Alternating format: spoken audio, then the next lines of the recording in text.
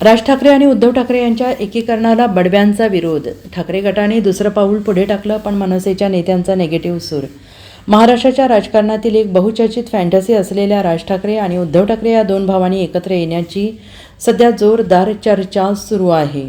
उद्धव ठाकरेंची शिवसेना आणि राज ठाकरेंची मनसे एकत्र आल्यास महाराष्ट्राचं राजकारण बदलेल, ठाकरे बंधूंची एकत्र ताकद कमाल घडवून आणेल, अशा अनेक थिअरीज आत्तापर्यंत राजकीय कार्यकर्ते, राजकारणाची आवड असणाऱ्या सर्वसामान्यांमध्ये चर्चेचा विषय राहिल्या आहेत. राज ठाकरे आणि उद्धव ठाकरे यांनी यावेळी कधी नव्हे ते एकत्र येण्यासाठी ठाम पावलं टाकलेली आहेत. त्यामुळे मनसे आणि शिवसेना एकत्र येण्याच्या आशा कधी नव्हे एवढ्या वाढल्या आहेत. मात्र राज ठाकरे आणि उद्धव ठाकरे यांच्या एकत्र येण्यात त्यांच्या पक्षाची दुसरी फळी अडथळा ठरण्याची शक्यता आहे. एकेकाळी राज ठाकरे यांनी माझ्या विठ्ठलाला बडव्यांनी घेरलंय असं म्हणत शिवसेना सोडली होती. आता राज ठाकरे यांनी महाराष्ट्र हितासाठी उद्धव ठाकरे यांच्याशी समेट करण्याची तयारी दाखवली आहे. या दोन्ही नेत्यांभोवतीचं हे बडवे सर्वात मोठा अडथळा ठरण्याची शक्यता आहे. कारण राज आणि उद्धव एकत्र येण्याची चर्चा सुरू झाली असताना दोन्ही पक्षांच्या नेत्यांमध्ये वाकयुद्ध रंगलेलं आहे.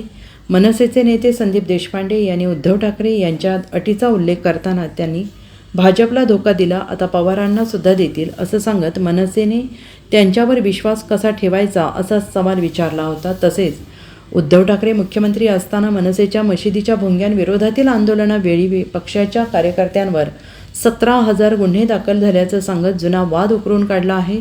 तर दुसरीकडे ठाकरे गटाचे नेते संजय राऊत यांनी महाराष्ट्रद्रोही कोण हे राज ठाकरे यांना कळणार नसले तरी त्यांच्यासाठी प्रशिक्षण वर्ग सुरू करावा लागेल असा टोला लगावला आहे.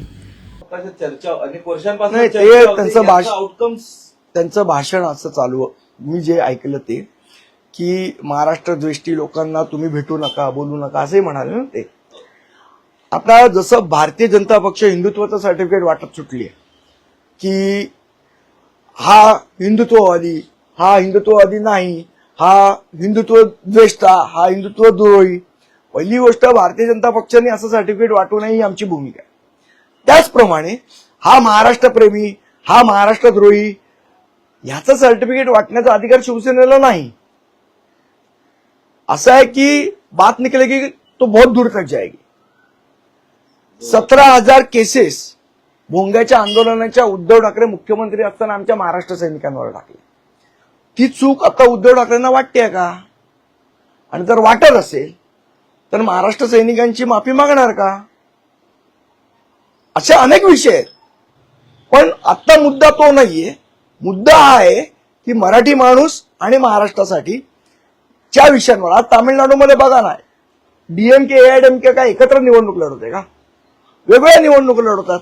पण जेव्हा कावेरीचा विषय येतो, पाणी वाटपाचा विषय येतो, तेव्हा त्यांचे सगळे आमदार पक्षीय मतभेद विसरून सगळे एकत्र येतात, एकत्र आंदोलन करतात. त्या पद्धतीचं वातावरण महाराष्ट्रात झालं पाहिजे अशी भावना राजसाहेबांनी त्या मुलाखतीत व्यक्त केली असं माझ्यासारख्या कार्यकर्त्याला वाटतं. तुमची भूमिका किंवा अमेय कोपकरांची जी एकंदरीत त्यांनी ट्विट केली त्याच्यानंतर अमेय कोपकरांची भूमिका अमेय कोपकर सांगते.